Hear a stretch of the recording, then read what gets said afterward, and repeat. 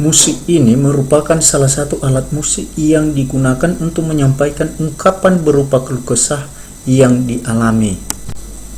Pengrajin alat musik ini yang berhasil kami temui dan satu-satunya yang masih ada di Nias saat ini, yaitu Bapak Angandewa Halawa alias Amayali dari Kecamatan Babelato, Kabupaten Nias. Melalui suara Ndurim Bebe, petikan jari telunjuk dapat menenangkan orang di saat mengalami kelelahan. Kok bisa ya? Bisa karena petikan dan alunan suaranya dapat memberikan respek pada orang yang mendengarkan.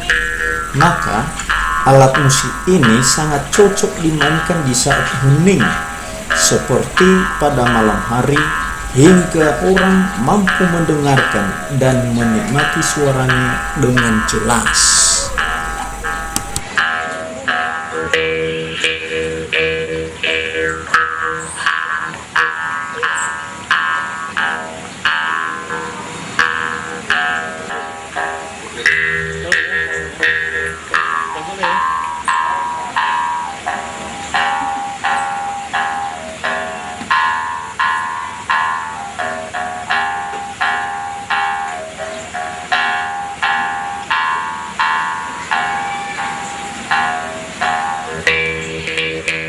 Thank you.